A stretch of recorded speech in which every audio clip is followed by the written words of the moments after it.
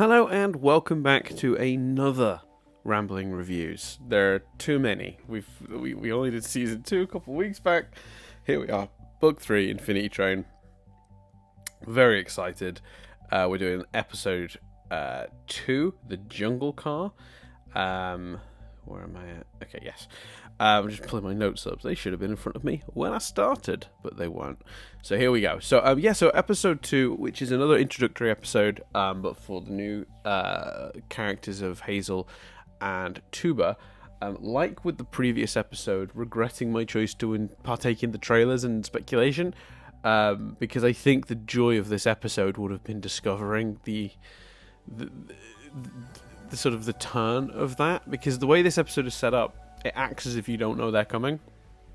Because theoretically, I suppose in future, people won't. I kind of respect. Oh, not my mic. I kind of respect that choice, because had I not seen trailers or posters or anything like that, I'd have switched on this episode, and I'd have been a bit like, it would have felt very tense the first half of it. You know, they're trapped in this car. There's potentially something dangerous out there. Then it grabs them, and and it turns out to be such a fun turn for it to then turn out to be this child and this giant gorilla with tubas over its arms. So that's, we'll come back to it. But dear Lord, Tuba talks. For some reason, that thought literally never crossed my mind. I cannot tell you how surprised I was. The one thing they did manage to keep in from the trailers that really threw me, when Tuba first spoke, my brain melted. That really threw me through a loop, but we'll come back to that. But yeah, I think this episode on the whole is a really strong introduction for those characters, and for me, it was only hampered by the fact I kind of already knew the rough structure of the episode minute it started. So the actual story and plot, I kind of put it together from the previous one, because once again, the version of this in my head was much snappier. The version of this in my head was sort of maybe getting them to meet Tuba and Hazel at the end of the previous episode. Really sort of the way they did it with Jesse and Lake last season. But that was. But I don't think it's a bad thing that they've not done that at all. I think that they taking the time to introduce the characters more sort of slowly is made for two really good introductory episodes. I just think that the trailers kind of, and my desire to sort of break them down and try to work out the sequence of events, has hampered my own enjoyment of them, because it's like, oh, okay, I as soon as they go in that jungle car, I'm like, okay, I know how this is going to go, from top to bottom. A couple of little surprises and things to talk about, but nothing huge that I didn't sort of already know was coming, which, again, my own fault, not a criticism of the show. I think this is a really brilliant episode, and I think if anyone was to watch this going, blind, as I did with seasons 1 and 2, that'd be a real pleasant surprise. Hazel and Tuba would be instantly beloved characters because of just the awesomeness of that turn. But it's hard to say, obviously, exactly how I would have responded to it going in blind. But yeah, I think it's gonna be super fun, and I'm gonna be really interested, because at some point I'm kind of coaxing Chris into watching Infinity Train. He's not going to do any videos on it, because I sort of said, you know what, whenever I make you watch a really good animated show, it's because we're doing a podcast and you have to analyze it. You don't get to just enjoy it, and you don't get to just watch it at your own pace when you feel like it. You always have to wait until we're recording another episode to get to the next episode, which is what I've sort of forced myself into with Infinity Train. I cannot tell you, knowing all 5 episodes are out, the frustration of having to watch them one at a time. I was desperate yesterday to watch the other 3 episodes, but I knew I had to pace myself. So I've said to Chris, just have this one for yourself and go watch it. But I will probably, once he's finished, ask him about his experience with the show on one of these podcasts, just to get a general vibe of how he experienced it and what he thought of it. And I suspect, because he is gonna go in blind, that will work really well for him in this episode. It's a real pleasant surprise for many people, I'm sure. So yeah, a really good episode, very funny, a really neat structure. Does a great job introducing us the new characters and setting up the journey. It does everything it needs to, and then a little more. So let's break it down in a little bit more detail. First of all, I thought there was an interesting line at the top of this about rationing, and I've kind of thought it could have two implications. and they're mutually exclusive. I think it's only one or the other. Implication one is that there's genuinely being a concern with the Apex and food and where they're getting food from, which is interesting. Is rationing really a thing for them? Number two, the other option. It's not an issue. We've had Tulip was on there for 6 months. No idea how long Jesse was on there, but a while. At no point, I mean, you see scenes where he's like, "Oh, I'm hungry," and then you find a car full of like nachos or cake or whatever. Like they've done a few little gags like that, but like there's never been a suggestion these kids are starving on this train. So it feels like the train, several other cars provide food. So the other option, the option one is that the Apex genuinely are struggling with food, and that Simon's got a genuine concern there. Or the other option is that they're just trying to tell us something about Simon specifically. Because it's not really been a problem before, so they're kind of demonstrating just how much of a warrior he is. They've got 47 cars to pass through. The odds of that some of those cars containing edible content is high. I mean, there are pineapples in this car. We discover later in the episode, which are obviously edible. So, like, completely unwarranted, maybe. Because, okay, not every car has food, but although part of me is wondering if they were to wander into the Toad car right now with no Toad to kick, they'd be just trapped in there and starved to death. But that's a different issue, I guess. Then again, the two Fleck guys got out at some point, so I don't know exactly how that works. But anyway, I think what they're actually trying to do here, I don't know if it is necessarily a hint that the Apex are hurting for food.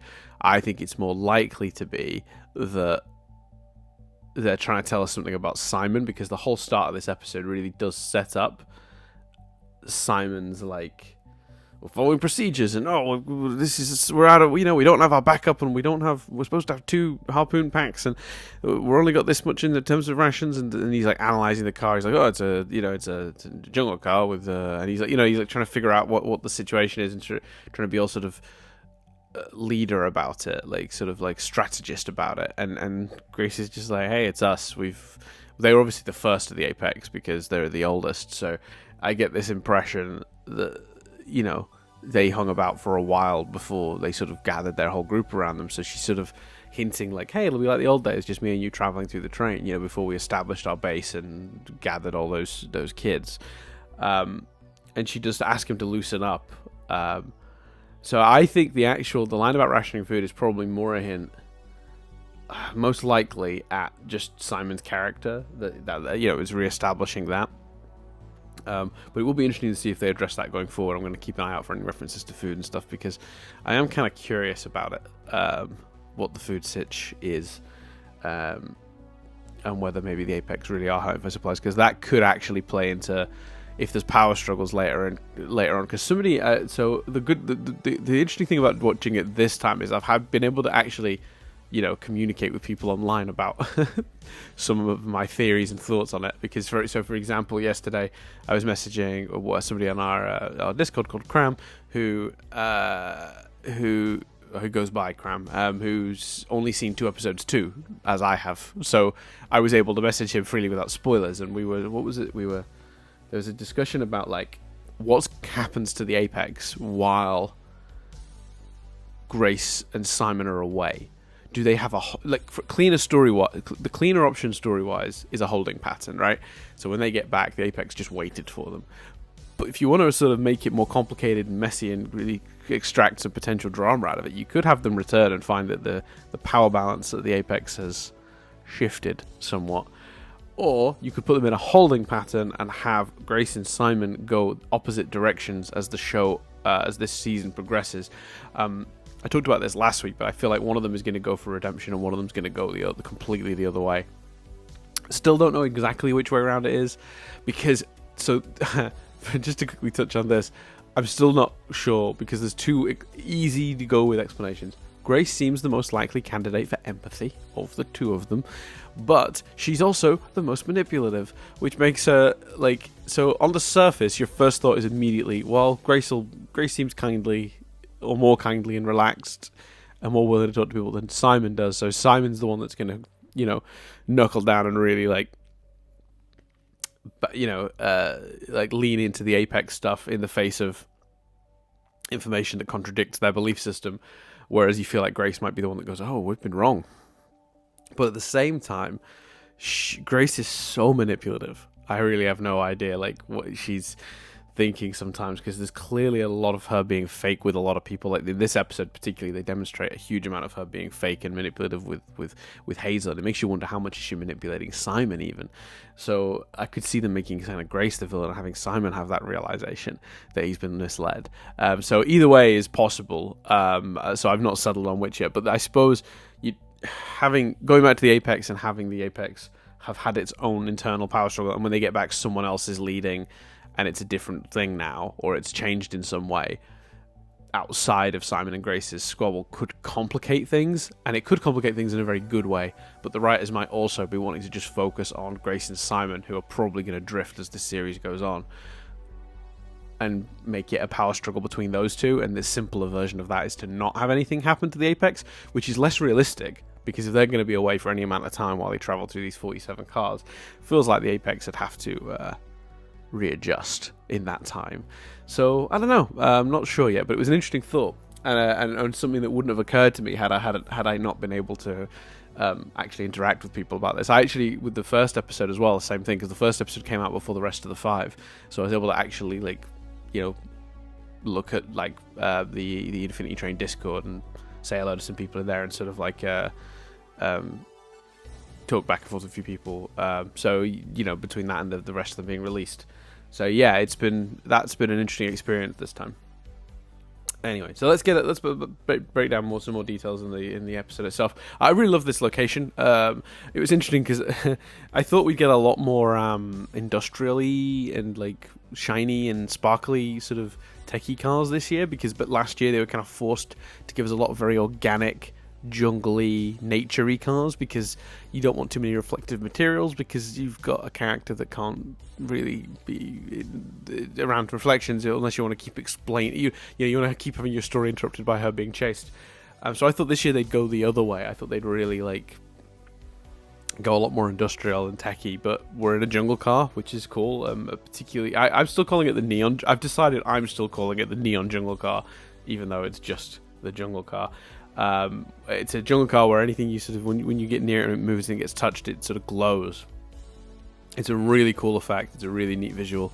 It's a beautiful place. It's clearly got a lot of wildlife in it, but they're not fully sentient denizens, as it were. They're sort of like animals. They're like birds or like little lizards that whistle when you pick them up and they glow.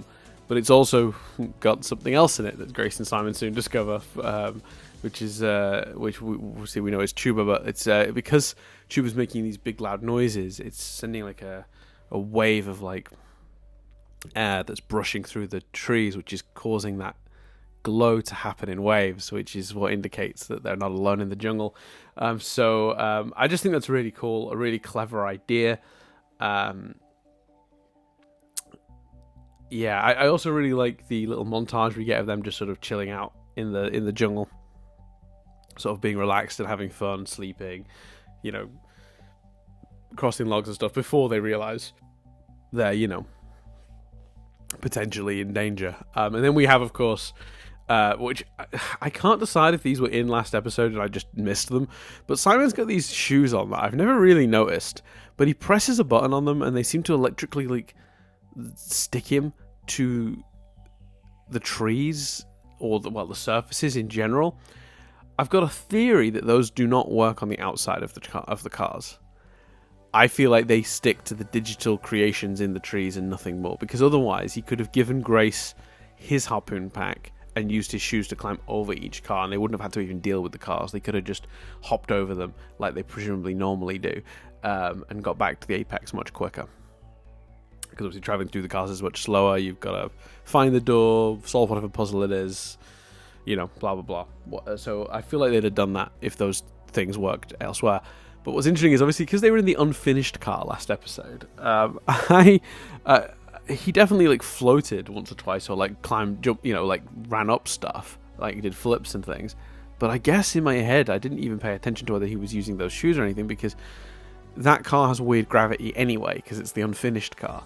So I never really looked close, But I wonder if I go back, I'd see that he was turning on those shoes when he like ran up a wall and jumped off it or something. I'd have to check, but I'd be very interested. I think those are really cool. I suspect, again, could be an item stolen from the cat. I'm still convinced he stole that, at the very least, the Dragon Radar, as I'm going to keep calling it, which is obviously, it's a Dragon Radar. It looks exactly like the Dragon Ball Z Dragon Radar, and it even has the red dots to indicate where the things are, like the Dragon Radar. It's remarkable how much those two things are borrowed aesthetic from each other.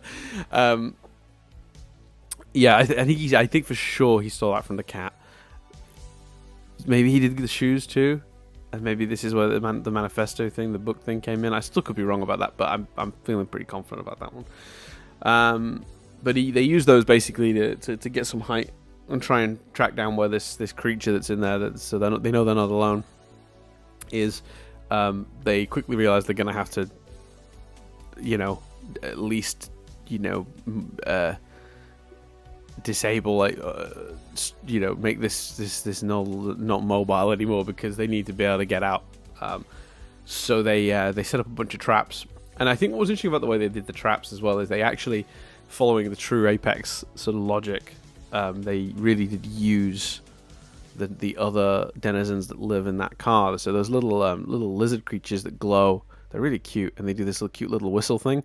They tie a bunch of them to a string, and the string is then attached like a trip rope, and if anything moves over it, it'll shake it and they'll start whistling, which is a really innovative, they're obviously very capable, these two. They've been on the train a long time. I guess that's what they're trying to, I guess that's what they're indicating with that. Oh, these guys have, just let me reach for I've just reached for my glasses.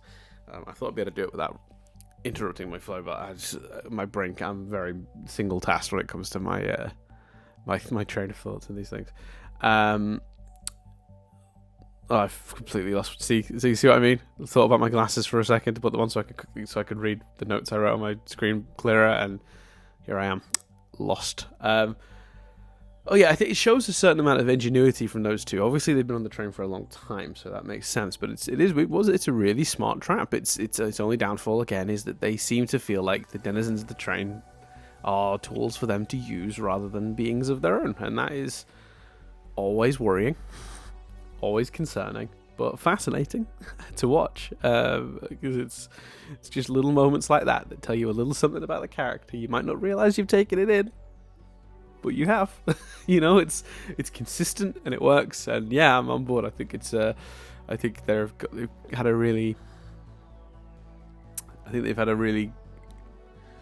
good way in this show in general of being able to communicate or re-establish character stuff without having them constantly repeat it. There are worse written shows would have the characters constantly reminding us verbally what their character is and what they believe, whereas this show shows us, and subtly sometimes as well. I don't think necessarily I would have even picked up that was a bit cruel to tie up these poor creatures and use them that way.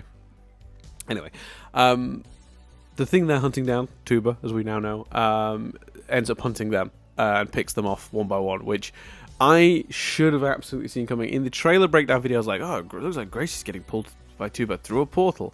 If I'd have just opened my eyes and looked slightly to the left, I'd have seen like the neon mushrooms and realised it was in the jungle car. And I would have put it together that, when they first get on the train, it's not quite the sequence of events they make it look like in the start of the trailer, where they're talking and then you just hear Tuba approaching and then they're just being tickled. There's a bit where Tuba grabs them and kidnaps them and then approaches them and tickles them. I'm an idiot. It's so obvious. And obviously the portal, in quote marks, isn't a portal at all. It's that when Tuba reaches through the bush, it glows, because that's what that whole jungle does. Wah, wah. Yeah. Very, very poor form on my part, if I'm being honest. But there you go. So yeah, Tuba grabs them both. It's really quite menacing. The way the hand comes down and just grabs Simon is really like... Yeah, I could totally see somebody going into this uninitiated being like, what the hell are they in there with? And then there's the rug pulled out from under you. It's Tuba and Hazel. They're kind of adorable.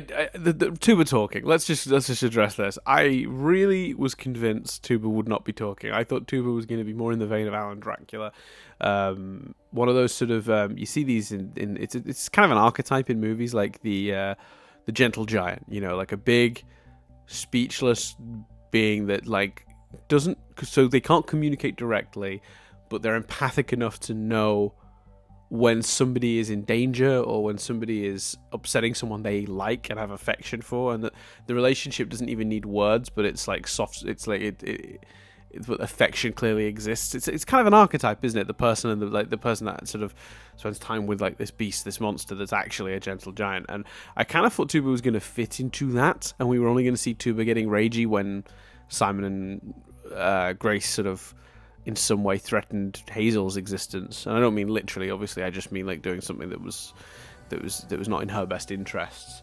And you know, again, that almost empathic ability that you get with that archetype. But no, Tuba can talk and is sentient and is completely aware of what's going on and understands exactly what's happening. It's not an issue of empathy. It's literally able to speak with people. Really funny voice work, and the way they introduce that Tuba can talk, just. Man, hello. Like, I don't know, the whole way they do it, that really pulled the rug out from me. And that, again, reinforced this thing that, like, that's the one thing I didn't know about this episode and wasn't expecting, and it got such a reaction from me because, I should not have. Well, I say that. I'm still going to probably dig out the trailers for the next series. I'm not going to stop, am I? I'm too invested at this point. So yeah, I think that's really cool and really interesting, and I like that I just like the way they had so many ways to pull the rug out from under you in this episode. Hazel pulls the rug out from under you a little bit because again, if you've not seen the trailers, you're really not expecting a passenger in this car. I think Tuba being able to talk throws you. The dead number, there'd be a huge amount of intrigue in this episode for a person that hasn't seen the trailer already, and I really feel like you'd be like, what the hell is going on this season? I genuinely believe this is the best 2 opening episodes this show has had. I think this is better than the Market and Family Car from the second season, and I can't remember the exact first 2 episodes of Tulip's adventure, but I think this beats that too. The season took a little while. I was enjoying it, but I was like, okay, this is good, but let's see where it goes with that season. And again, season 2 is like, I'm enjoying this, but the meaty character stuff is coming later. This is just out the gate been brilliant and fascinating, and is doing a lot to set up overall stuff that I'm really intrigued by. So I think this is the superior opening they've had on this show, and it does seem to me that it's going from strength to strength. Like last season when I kept saying every episode was better than the last, it just feels like on the whole there's been a general upward trajectory for this show. Like if I was graphing it out, it would be like each season would be heading right up, and then it would be a tiny little dip to the first episode of the next season, just because you're re-establishing a world, so you're not immediately invested, but then straight up again. So it's like so every season opener has been better than the previous season opener.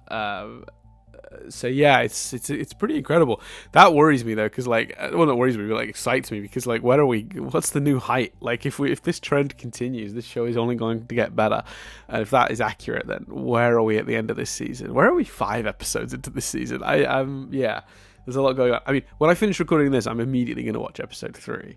I can't watch it until I've finished recording this, obviously.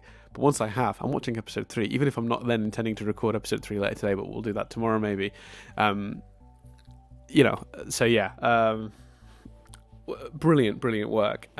Let's break down some of the stuff from the latter half of the episode, just some of the details. I really like the way they animate Grace when she's fake smiling and talking to kids, and she's doing all these really patronizing poses where she's like putting her hands on, like she's doing that thing where she makes like a little V out of her hands and then puts her chin on it. It's real adorable because she's just nice and she's happy, and don't listen to that Simon, he's silly. It's a great performance, actually.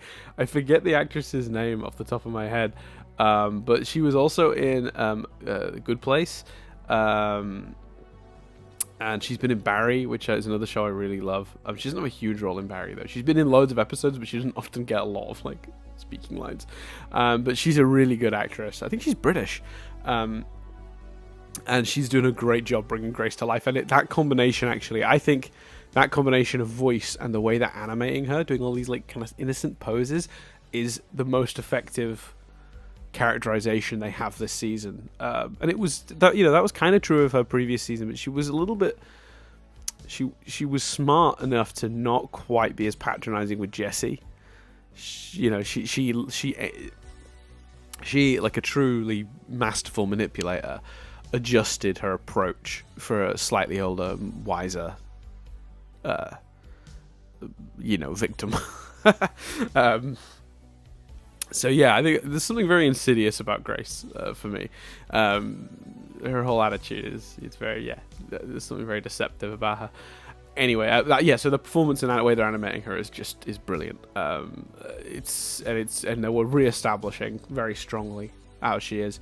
When Tuba first spoke, I thought it was Owen Dennis for a second. I think Owen Dennis has coached the actress voicing Tuba to sort of to do a certain monotone, deadpan tone that feels Owen Dennis-y, even if it isn't him. For a second, just based on the hello, I was like, that could be Owen. Is that Owen? I'm not putting my ear to the. I'm not turning my head. I'm putting my ear to my laptop. Like, that Owen Dennis? I'm listening out for it. She's doing a great job too. I don't know her name, but she's. I looked at it as it came through on the credits, but I didn't make note of it or anything. But she's doing a wonderful job. As is I'm assuming, actual child voicing Hazel, actually. We should really... You know what, screw it. Let's just say everyone's voice acting is just on point in this show, because the little kid playing Hazel is doing a really good job too. I assume it's a real kid. If it's not a real kid, even more impressive, because it is very convincingly a child. Simon posits the theory that 1-1 turned off Hazel's number to hide her from them, which I think is obviously a lie. Not obviously a lie, sorry. Obviously a misunderstanding. I think they're so paranoid about 1-1 because they're so entrenched in this whole conductor war that they've got in their heads, where the true conductor was dethroned or whatever, that they're attributing anything weird to that. I stand by my theory, even more so after this episode, that Hazel is a denizen of a sort. I've adjusted the theory slightly having watched this episode, which I'll get to in a second. But yeah, there's still more hints of that, because there's the moment, and it's played like a joke. I love when they do this on the show. They've done it before where they've hidden information in a gag.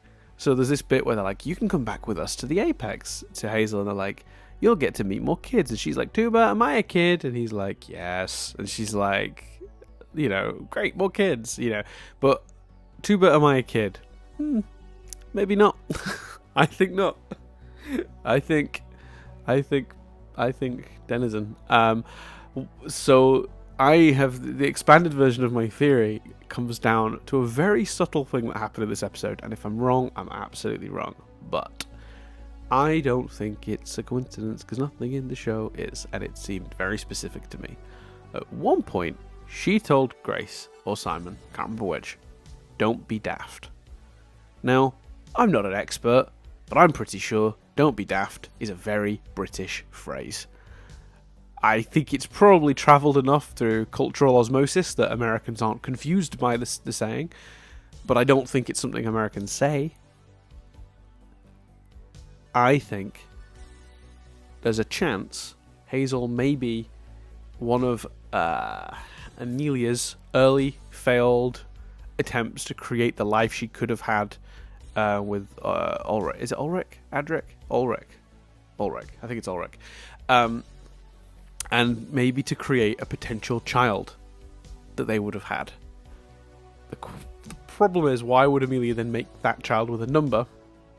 To which the only answer I have is that maybe she took the design of a she had to, she couldn't create from scratch. She had to work within the design infrastructure of the train, so it had to be a passenger that had already passed through, that she had the sort of that she borrowed the appearance from, and then adjusted it. So I think there's a chance Hazel could be an attempt at making a child that never existed for her and Ulrich. It's got to be Ulrich. Yeah, I'm going to go with Ulrich. It could be either. So yeah.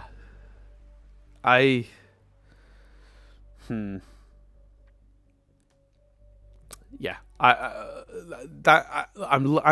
the overall she's a denizen part is the most confident part I have of that theory, but there's that additional part that I've come up with relating her to Amelia is like, yeah, I think maybe like I'm leaning towards that could be it, but I'm not planting a flag in that one. I'm still planting the flag in the denizen theory, like that one I'm really confident of, but the Amelia element I'm less certain of. It's more of a proper proposed theory than it is a I think for sure this is it. But yeah, it's potentially very cool. We'll see, I guess. So there's not much more to say about that other than just that that's there. But yeah, potentially she borrowed that design from a former passenger. But that Don't Be Daft really did throw me.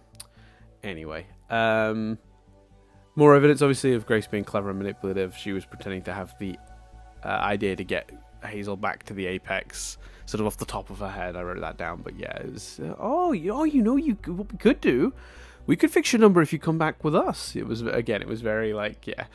I do also like that they keep demonstrating Simon's a bit of a hothead, which is again why I feel like there's a chance he might just have that backfire effect I talked about earlier from in a previous episode from like Adam Ruins Everything, where like he's gonna be confronted with absolute evidence that their belief system is broken and or wrong, and he's gonna just double down immediately, unwisely judging the situation and being like, no, Tuba can't come. Come on, dude. Even I'm like, there's no way I would do that. Tuba's already sort of threatened you the once.